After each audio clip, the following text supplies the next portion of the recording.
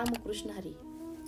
आज आपण सार्थ श्री ज्ञानेश्वरी अध्याय 2 ओवी क्रमांक 321 थोडक्यात मतितार्थ पाहणार आहोत. ओवी अशी आहे: जेथ कामू उपजला तेथ क्रोधू आधीच आला, क्रोधी असे ठेविला समोह जाणे. या ओवीचा थोडक्यात अर्थ सांगायचा झाल्यास, ज्या ठिकाणी काम उत्पन्न होतो त्या ठिकाणी क्रोध हा आधीच आपलं बिऱ्हाड घेऊन आलेला असतो.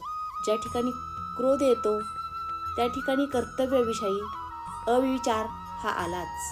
ज्याप्रमाणे सूर्य मावळतीला गेल्यानंतर रात्र होते आणि ही रात्र सूर्य तेजाला गिळून टाकते, त्याचप्रमाणे हा क्रोध सद्बुद्धीला नष्ट करतो आणि अविचार निर्माण करतो.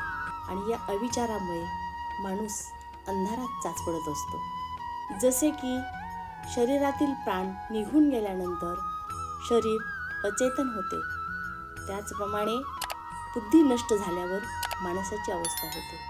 आणि म्हणूनच काम, क्रोध, राग, लोभ, मद, मोह, मत्सर हे षड्विकार माणसाने आपल्या देहातून निवृत्त केले पाहिजे आणि आपली बुद्धी आत्मस्वरूपी स्थिर केली पाहिजे.